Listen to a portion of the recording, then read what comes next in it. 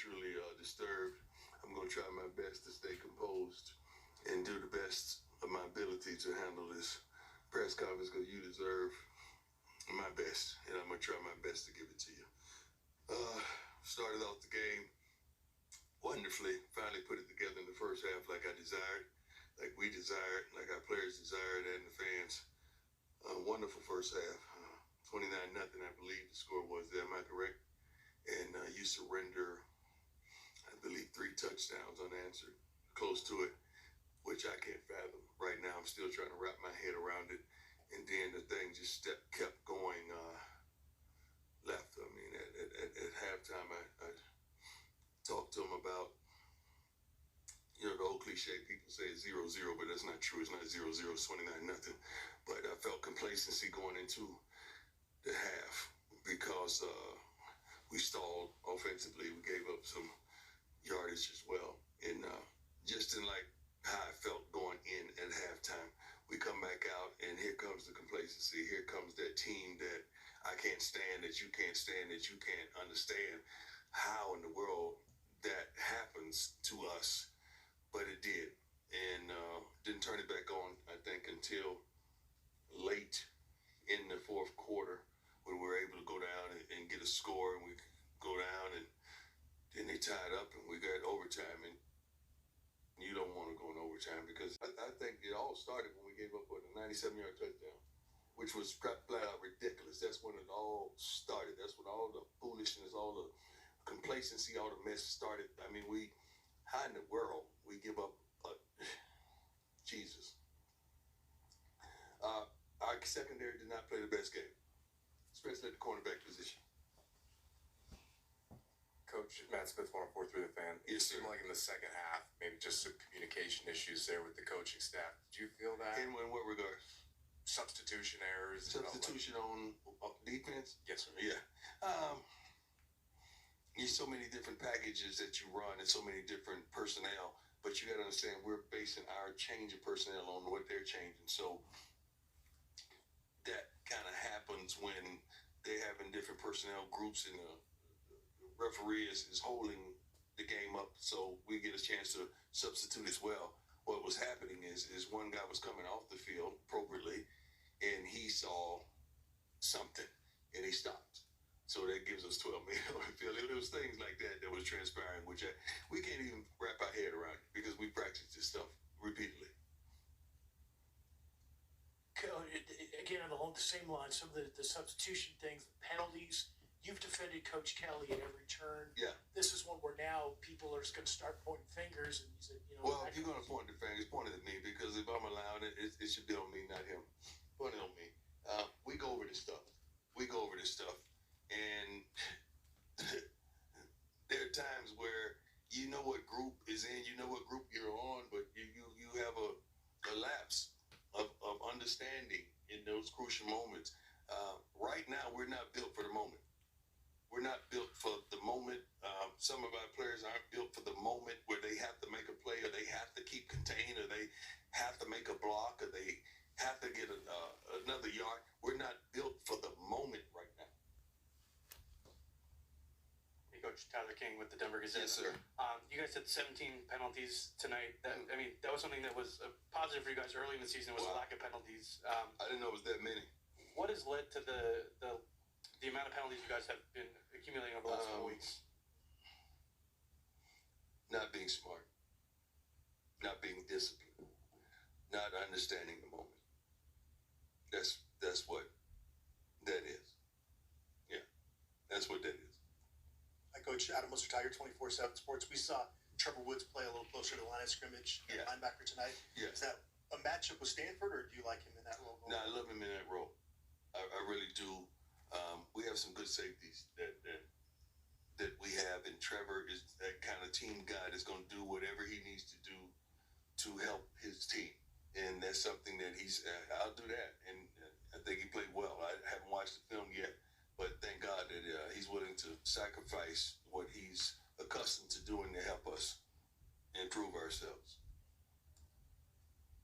Hey, Coach, Jake Schwartz, DMVR. Just curious about Travis, just his conditioning. Where do you feel like that His condition is great.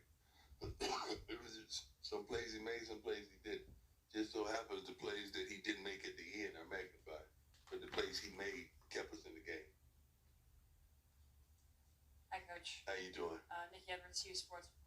remember you said before that Shador puts on his cape and saves these games. Right.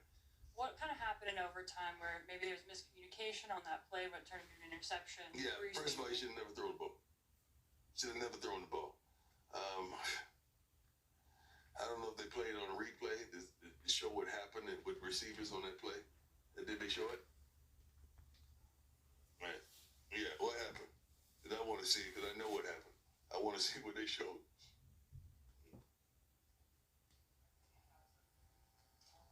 Yeah, I think something else transpired on that play that shouldn't happen.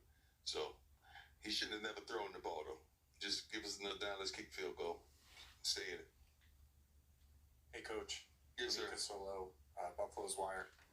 Kickoffs have been an issue for your team this year. I think it's a handful of times you kicked it out of bounds, especially I think it's twice after a personal foul penalty. Yeah. Can you say what the issue is or what the? I don't think we had that problem today. I mean, the kickoff that we did have, it went out of bounds. It was going to be marked at the 20 regardless. So it was a moot point. Other than that, I think Jace did a great job on kickoffs today. We improved in that area today. Hey, Coach Pat Rooney, Boulder Daily Camera. Yes, sir. When you had overtime against Colorado State, you took the ball first when the offense had a lot of momentum. Yeah. Why the decision tonight to get the offense out there? We have a really good quarterback, and I trust him. That's why. And we went right down and scored.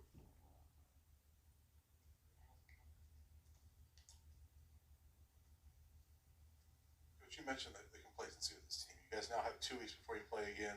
Right. Is this a good time for a bye week to try to fix something? No, it's not a good time for a bye week. I mean, if you're having problems where you're injured and you're having quite a few injuries, it's a good time for a bye week. But when you're playing like you're playing, you don't want a bye week. You want to work it out. You want to make it happen. I wish we could play again next week. I really do.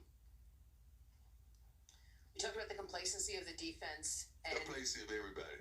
yeah, I wanted to talk about the offense a little bit. I mean, giving up that amount of points in the second half is obviously unacceptable, but Yes. the offense obviously also has to contribute in some way. Yeah, true. Can you talk about that a little bit? Yes, you're right. I don't need to talk about it. You said it. Coaches, one personnel thing. Mm-hmm. Juwan Mitchell, I didn't see him out there at all. Yeah, Is he with this team still? yeah. Is he injured? Ask him what happened. Next guy. Just simply put, I mean, how does this team go forward after a defeat? You have no choice but to go forward. That's life.